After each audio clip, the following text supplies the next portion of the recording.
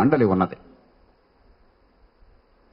ఆ రీజనల్ కౌన్సిల్లో శాసనసభ్యులు కూర్చుని తెలంగాణ ప్రాంతానికి సంబంధించినటువంటి మొత్తం చట్టాలని, బడ్జెట్ని పరిశీలించేవారు.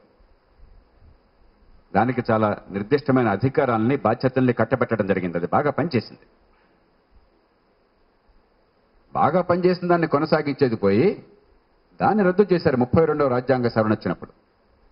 చాలా పెద్ద పొరపాటు జరిగింది. అది ఏ కారణంగా చేశారు, ఎందుకు చేశారు, ఆలోచించారు లేదా, దానిలోకి వెళ్ళటప్పుడు అనవసరం. 371 అధికరణంలో ఆనాడు ఉండేది. కాబట్టి లోక్సత్తా నిర్దిష్టంగా ప్రతిపాదిస్తున్నది 371 అధికరణాన్ని మళ్ళీ పునరుద్ధరించండి.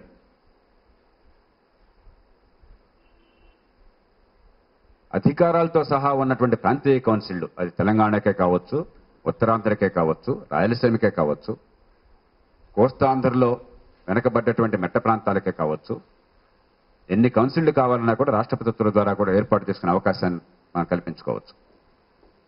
గతంలో 443 అని చెప్పని ఆనాడే రాష్ట్రపతి ఉత్తర్వు ఉన్నది, ఆ 371 కింద.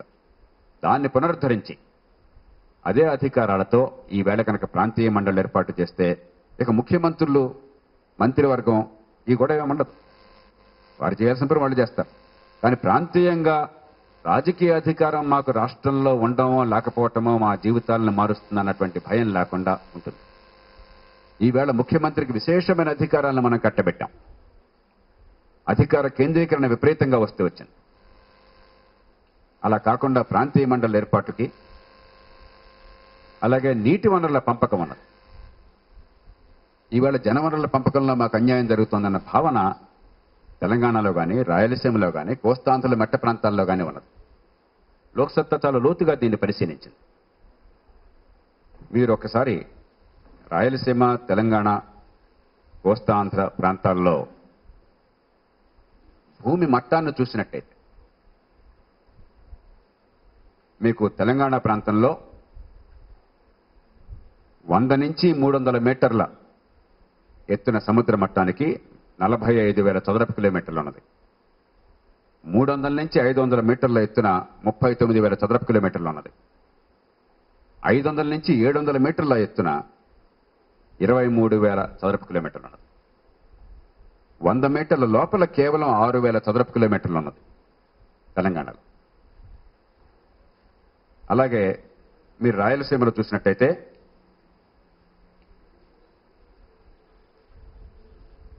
100 నుంచి 300 మీటర్ల లోపల 19,000 చదరపు కిలోమీటర్లు, 300 నుంచి 500 లోపల 28,000 చదరపు కిలోమీటర్లు, 500 నుంచి 700 లోపల 13,000 చదరపు కిలోమీటర్లు, 700 నుంచి 900 లోపల 4,700 చదరపు కిలోమీటర్లు. కోస్తాంధ్రలో చూసినట్టయితే 100 లోపలే 56,000 చదరపు కిలోమీటర్లు. 100 మీటర్ల లోపల, ఎందుకంటే సముద్ర మట్టం పక్కనే, సముద్ర తీరం పక్కనే ఉంది కాబట్టి సముద్ర మట్టానికి 100 మీటర్ల లోపల 56,000 చదరపు కిలోమీటర్లు ఉంది. మిగతా మొత్తం కలిపి 100 నుంచి 300 మీటర్ల లోపల 22,000 చదరపు కిలోమీటర్లు ఉంటే మిగతా మొత్తం కలిపి కేవలం 12-13,000 చదరపు కిలోమీటర్లు, 300 మీటర్ల పైన. సహజంగా తీర ప్రాంతం కాబట్టి అక్కడ మట్టం తక్కువ. దీన్ని నిశ్చితంగా లోక్సత్తా పరిశీలించింది. అలాగే మీ గోదావరి, కృష్ణా నదులను చూసినట్టయితే ఈ నివేదికలో కూడా పిక్చరల్గా దాన్ని రిప్రజెంట్ చేశాం మేము. గోదావరి, కృష్ణా నదులు వాటి మట్టాలు ఎట్లా ఉన్నాయని చెప్పన్నది.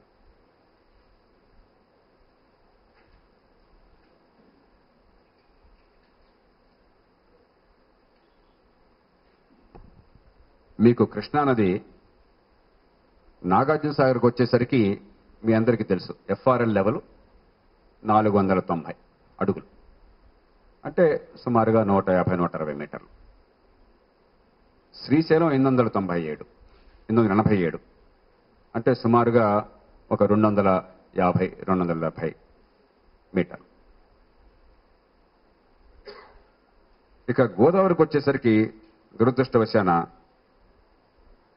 శ్రీరామ్ సాగర్కి వచ్చేసరికి, పోచంపాడుకు వచ్చేసరికి అక్కడికే మీకు బెడ్ లెవెల్ 75 మీటర్లకు వచ్చేసింది. మన గోదావరిలోకి వచ్చే నీళ్లలో అత్యధిక ప్రవాహం శ్రీరామ్ సాగర్కి దిగువన. ప్రాణహిత నది కాళేశ్వరం దగ్గర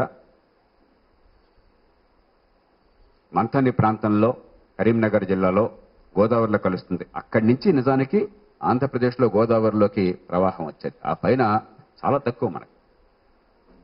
అక్కడికి వచ్చేసరికి 75 గంటల కిందకు వచ్చేసాం మనం. అంటే నాగార్జున సాగర్ మట్టం కంటే ఎక్కడో కరీంనగర్ జిల్లాలో ఉన్న గోదావరి మట్టం చాలా కింద ఉన్నది. దీన్ని దృష్టిలో ఉంచుకుని పై ప్రాంతానికి కృష్ణా జలాలు అందాలి అంటే, ఎందుకంటే గోదావరి నుంచి ప్రాజెక్టుల వల్ల నీళ్లు అందేది చాలా కష్టం. దీనికి పెద్ద ప్రత్యేకంగా తిరుగుతేటలక్కర్లా. పై ప్రాంతంలో తెలంగాణ రాయలసీమలకు నీళ్లు అందాలి అంటే కింది ప్రాంతంలో గోదావరి నుంచి కృష్ణకి నీటిని మళ్లించవలసిందే. మళ్లించి పైనుంచి కిందకి కృష్ణా నీళ్లు వెళ్లాల్సిన అవసరం లేకుండా చేయవలసిందే. అప్పుడు పైన ఉన్న ఇళ్లు మొత్తాన్ని కూడా కర్ణాటకకి దిగువన ఆంధ్రప్రదేశ్లోకి వచ్చిన ప్రతి నీటి చుక్కని వీలైనంత మేరకు కృష్ణా నదిలోంచి మనం తెలంగాణ రాయలసీమకి వినియోగించవలసిందే. దీనికేం పెద్ద పెద్ద పాండిత్యం అక్కర్లా. దీన్ని దృష్టిలో ఉంచుకుని నీటిపారుదల విషయంలో కానీ మిగతా రంగాల్లో కానీ నీటి జలవనరుల కేటాయింపు విషయాన్ని రాష్ట్రాల మధ్య కేటాయింపు విషయంలో ఆంధ్రప్రదేశ్ 290 టీఎంసీ ఉండడం వల్ల, మిగులు జలాల్లో ఆంధ్రప్రదేశ్ పూర్తి వాటా ఉండడం వల్ల ఈ వివరాలన్నీ కూడా ట్రైబ్యునల్ పరిశీలిస్తున్నాయి. దాంతోపాటు ప్రాంతాలకు కూడా తెలంగాణకి ఏ వాటా ఉండవలే, రాయలసీమకు ఏ వాటా ఉండవలే, కోస్తాంధ్రకి ఏ వాటా ఉండవలే నిర్ణయించే అధికారాన్ని కూడా మన రాష్ట్ర ప్రభుత్వం తలుచుకుంటే, రాష్ట్ర శాసనసభ తలుచుకున్నట్టయితే భారత ప్రభుత్వానికి అధికారాన్ని మనం ఇవ్వచ్చు. ప్రస్తుతం ఉన్నది మన రాజ్యాంగంలో అంతర్రాష్ట్ర జల వివాదాలు భారత ప్రభుత్వం చూస్తుంది. కానీ రాష్ట్రమే కోరుకున్నప్పుడు మాకిది న్యాయ నిపుణులు,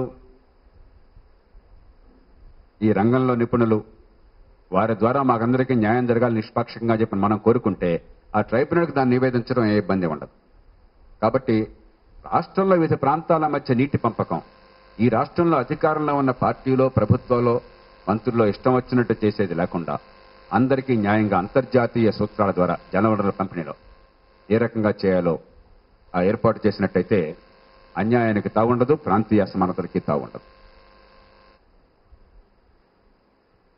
అలాగే రీజనల్ డెవలప్మెంట్ కమిటీస్ ప్రతి ప్రాంతానికి కూడా అభివృద్ధి కమిటీలను ఏర్పాటు చేసి, రీజనల్ మండళ్లేమో, రీజనల్ కౌన్సిల్లేమో ఎన్నికైన శాసనసభ్యులతో ఉంటాయి, రీజనల్ డెవలప్మెంట్ కమిటీ ఏమో ఎగ్జిక్యూటివ్ అధికారంతో ఉంటుంది. ఆ ప్రాంతాల అభివృద్ధి కోసం ఏర్పాట్లు కానీ, ఈ 6 సూత్రాల పథకం అమలు ఏర్పాట్లు కానీ,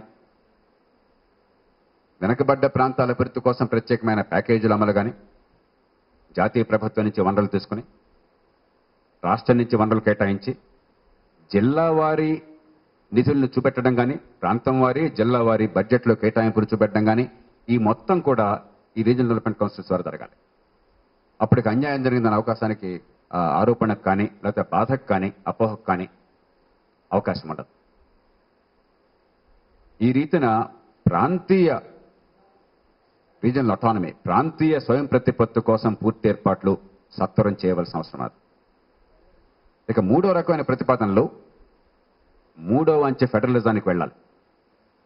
పూర్తిగా అధికారాన్ని ప్రజల చేతుల్లో ఏ గ్రామానికి ఆ గ్రామం, ఏ మున్సిపాలిటీకి ఆ మున్సిపాలిటీ, ఏ జిల్లాకు ఆ జిల్లా పెట్టాలి. జిల్లా కౌన్సిల్ అని, ఎన్నికైన జిల్లా కౌన్సిల్ అని గ్రామీణ పట్టణ ప్రాంతాల తేడా లేకుండా ఎన్నికైన జిల్లా కౌన్సిల్ని ఏర్పాటు చేసి దానికి జిల్లా కలెక్టర్ని కార్యదర్శిగా పెట్టాలి.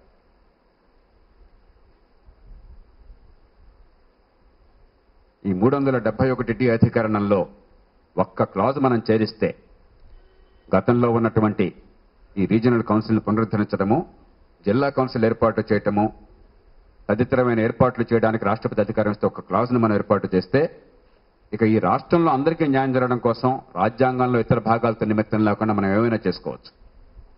రాష్ట్రపతి ఏమైనా చేయొచ్చు, మనం అంటే ఇక్కడ చేసేది కాదు, రాష్ట్రపతి ఏమైనా చేయొచ్చు.